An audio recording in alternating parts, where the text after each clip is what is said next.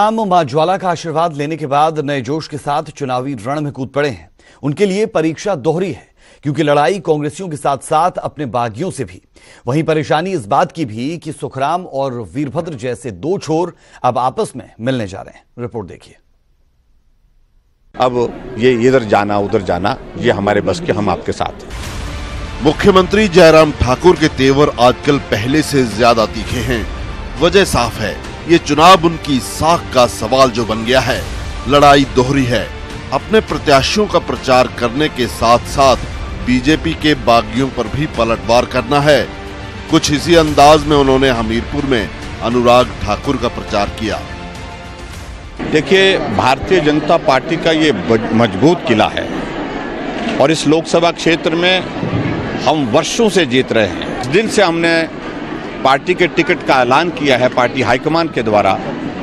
उस दिन के बाद हम देख रहे हैं कि कांग्रेस में कोई भी चुनाव लड़ने के लिए आगे नहीं आ पा रहा है, हिम्मत नहीं जुटा पा रहा है। प्रचार भले ही हमीरपुर में हो रहा है, लेकिन सीएम हैं तो हिसाब पूरे प्रदेश का देना पड़ता है। लोग उस मंत्री के बारे में भी सवाल पूछ लेते हैं जिनके पिता और पुत्र विरोधियों के गुट में जा मिले हैं। जब हालात ऐसे हो जाते हैं तो बात न निगलते बनती है और न उगलते। कांग्रेस को ज्वाइन कर रहे हैं, उससे उनका परिहास बना है, मजाक बना है। मैंने मंडी में ही उनके बहुत नजदीकी लोगों को भी उनने हमसे संपर्क किया कि अब बहुत हो लिया, अब ये इधर जाना उधर जाना, ये हमारे बस के, हम आपके साथ हैं। बात सुखराम परिवार तक ही सीमित नहीं है। कुछ वीर ऐसे भी हैं जो पार्टी के अंदर रहकर भी नुकसान पहुंचा सकते हैं, क्योंकि टिकट न मिलने से नाराज हैं। जी हां, हम वीरेंद्र कश्यप की बात कर रहे हैं। अभी तक जो बोला है मैंने सुना नहीं कि क्या बोला उनने, लेकिन मैं इतना जरूर कहना चाहता हूं, दोनों से हमारी बातचीत हुई है और पार्टी का काम करेंगे। वहीं आपसी कलह के लिए बदनाम कांग्रेस के अंदर से मेल मिलाप की खबरें आ रही हैं। कौल सिंह ठाकुर ने कुछ ऐसी ही भविष्यवाणी की है।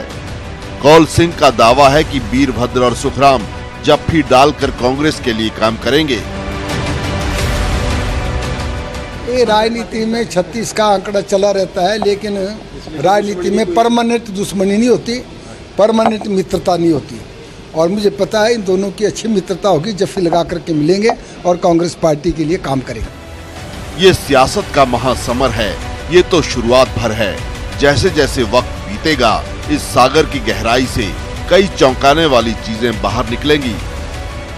हमीरपुर से जसवीर के साथ मंडी से वीरेंद्र भारद्वाज, न्यूज़ 18 हिमाचल।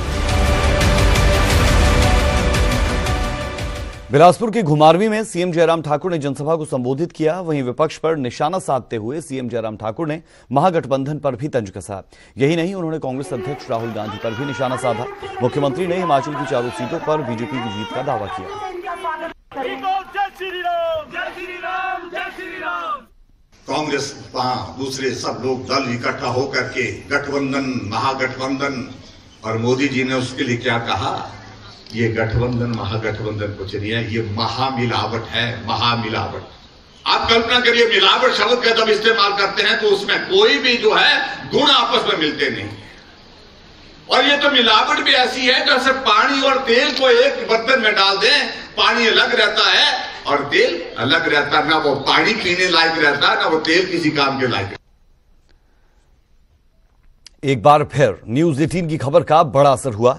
आजादी के 71 साल बाद भी जहां लोग सड़क सुविधाओं से मोहताज हैं, वहां के ग्रामीणों में एक नई उम्मीद जगी है। यह खबर इसलिए भी खास है क्योंकि यहां के ग्रामीणों ने चुनाव में वोट बहिष्कार का मन बना लिया था, लेकिन न्यूज़ 18 ने न सिर्फ प्रशासन को नींद से जगाया, बल्कि यहां के लोगों में भी नई उम्मीद जगी है।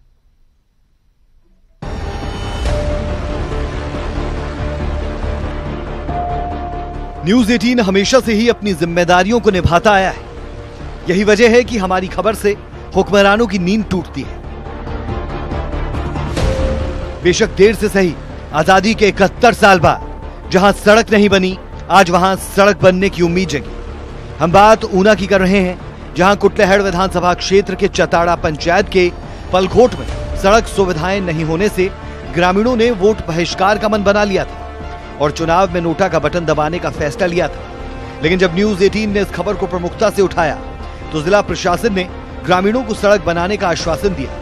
साथ ही ग्रामीणों से चुनाव में वोट की अपील भी की। ग्रामीणों से मिला और पहली बार ये जो पूरा मसला है मेरे ध्यान में लाया गया। इन्होंने बताया कि जो उसका एस्टिमेट है वो ऑलरेडी प्रिपेयर होकर जो हमारे पीडब्ल्यूडी विभाग के लोग हैं उच्च अधिकारियों को दे चुके हैं और जल्द ही इसका काम शुरू किया जाएगा। मैंने उन लोगों से ये भी आश्वासन मांगा कि इस मुद्दे को लेकर वोट का बहिष्कार न करें और कोशिश करें कि भारी मात्रा में लोग आकर वोट डालें। पलघोट में सड़क सुविधा न होने से ग्रामीणों को परेशानियां उठानी पड़ती है, लेकिन यहाँ के ग्रामीणों में अब नई उम्मीद जगी और इसके लिए न्यूज 18 का इन लोगों ने आभार भी जताया। डीसी साहब ने आश्वासन दिलाया है, भरोसा दिलाया है कि हम जल्दी से जल्दी इसको करेंगे 4 सहायता के बाद। हमें मालूम नहीं था पहले कि जहाँ इतना हालत खराब है, तो अब उनको भी पता चल गया। बाकी न्यूज 18 का हम बहुत बहुत आभारी है जिन्होंने हमारी आवाज़ उठाई है। लोकतंत्र में वोट ही सबसे बड़ी ताकत है। जिला प्रशासन के आश्वासन के बाद इन्होंने चुनाव में वोटिंग का फैसला तो लिया, लेकिन देखना यह होगा कि चुनाव के बाद यहाँ के जनप्रतिनिधि ग्रामीणों के हितों में क्या कदम उठाते हैं। ऊना से Amit Sharma, news 18 Himachal. Rampur PG college में शहीदी दिवस मनाए जाने का विवाद थमने का नाम नहीं ले रहा। कांग्रेस कार्यकर्ताओं ने पुलिस प्रशासन के खिलाफ रोष रैली निकाली। पार्टी का कहना है कि आरएसएस और एबीवीपी के कार्यकर्ता लाठी और डंडों के साथ घूम रहे हैं, लेकिन पुलिस इनके खिलाफ कार्रवाई करने से बच रही है। कांग्रेस कार्यकर्ताओं ने सवाल उठाया कि आचार संहिता लगने के बावजूद कॉलेज में किसी संस्था को सभागार में कार्यक्रम करने की इजाजत क्यों दी गई। इन्होंने कॉलेज में राजनीति करने वाले शिक्षकों के खिलाफ कार्रवाई की मांग की है।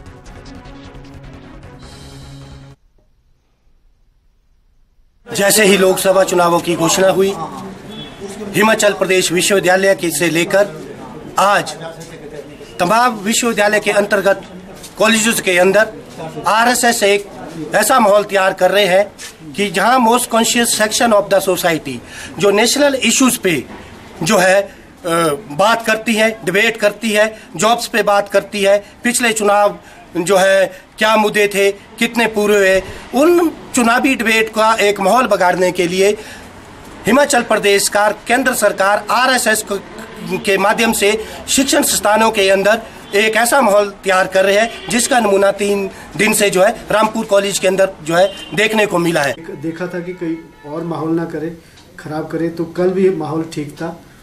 प्रशासन और पुलिस माहौल पर नज़र रखे हुए हैं। दोनों ग्रुप जो है एसएफआई, एनएसयूआई और एबीवीपी दोनों ग्रुप आपस में दोनों तरफ से कुछ एक्शन हो रहे हैं। नगर निगम के अधिकारी की ऑडियो क्लिप का मामला शांत नहीं हो रहा है। आचार संहिता के बीच शिमला नगर निगम की मासिक बैठक में एक बार फिर ऑडियो क्लिप का मामला गूंजा। मामले पर कोई कार्रवाई न होता देख बीजेपी पार्षद ने मेयर पर ही मामला दबाने का आरोप लगाया। उन्होंने कहा कि 4 माह बीत जाने के बाद भी ऑडियो क्लिप में संलिप्त अधिकारी पर कोई कार्रवाई नहीं की गई। पार्षद ने मामले की जांच विजिलेंस से करवाने और जल्द से जल्द अधिकारी के ट्रांसफर की मांग उठाई।